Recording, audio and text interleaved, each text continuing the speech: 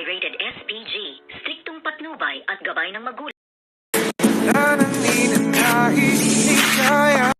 Good morning and welcome sa aking munting channel. At dito nga ay tinawagan na nitong si Jared, ang isang dati sa mga gwardiya or security guard nitong si Mayor Magnus, na kung saan nga ay siya ang magbibigay ng isang napakalaking impormasyon at video na kung saan noong sinunog niya itong nanay ni Gigi, at si Gigi ay meron pala siyang isang video record na kung saan nga ay itong nanay ni Gigi ang kanyang nakita. At dito nga ay sinabi niya kay Aling Luisa na sana po ay mapatawad niyo ako sa mga nagawa kong kasalanan sa inyo, dahil ako ay takot lamang din na hindi masundin ang mga ipinag-uutos nga nitong si Mayor Magnus, kung kaya't nagawa ko po sa inyo sa inyong dalawa ng iyong anak na si Gigi Robles. At dito naman nang malaman ko nga po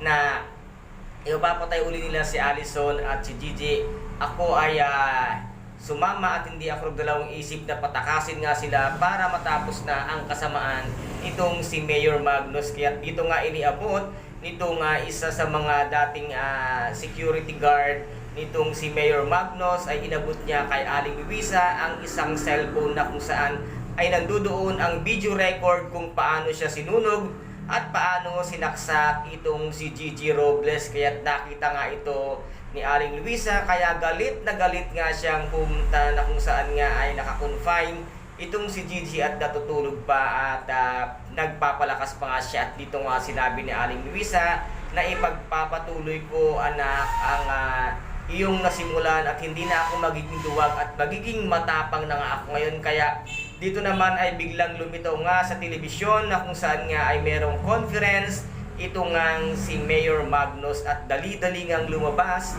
itong si Aling Luisa para puntahan kung saan ang conference nito ni Mayor Magnus. At dito nga ay nagpapaliwanag itong si Mayor Magnus na hindi raw siya masamang tao, sinisiraan lang daw siya ng kanyang mga kalaban sa politika, at isa itong si Jared at si Gigi na sumisira nga sa kanya para maibagsak lamang siya at hindi siya manalo sa kanyang political career. At dito naman ay biglang sumulpot nga si Aling Luisa at sinabi nga ang katotohanan na hindi ka ba natatakot sa sarili mo, dinadamay mo pa ang Diyos sa iyong mga kasinungalingan. At dito nga ay ipinasa pala nitong si Aling Luisa sa social media ang record na kung saan nga ang video nung sinusunog siya. At dito naman ay nakita ng mga taga-press ang kanyang ipinasa, at dito nga ay pinagpatuloy ni Aling Luisa ang kanyang pagsasalita tungkol nga dito kay Mayor Magnus. At ito namang si Gigi at ang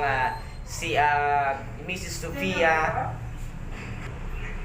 at si Jared at si Attorney Eric ay dali-dali nilang pinuntahan na kung saan nga nandoon ang conference nitong ng si Mayor Magnus. At inaabutan nga nila na galit at nanggigil na itong si Mayor Magnus, kung kaya't nabarilya dito si Aling Luisa sa harap ng mga press, na kung saan ngayon ay pinaghahanap na nga ng pulis itong si Mayor Magnus.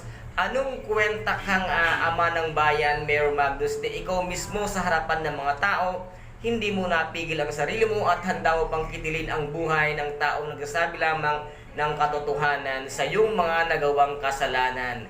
Ngayon, ano pang mukha ang ihaharap mo, dahil ngayon mo pinatunayan mismo sa press na ikaw ay isang mamamatay tao, Mayor Magnus. Sana mahuli ka na at matapos na ang kasamaan mo. At ito namang ikaw, Blair at Riley, kampihan nyo yang si Mayor Magnus. Hindi nyo ba alam na magkakaroon din kayo ng kaso once na nagka-booking, magsama-sama kayo sa loob ng kulungan. And guys, ito po ang ating pakaabangan dito nga sa Magandang Dilag, na kung saan ay paganda ng paganda at talagang patindi ng patindi ang bawat kaganapan at eksena nga dito ni Gigi Robles. And guys, kung nagustuhan po ninyo ang aking video for today, paki-subscribe na lamang po ng aking channel, paki-like and share para maging update kayo sa lahat ng gagawin kong video. Maraming salamat po. Ingat. God bless.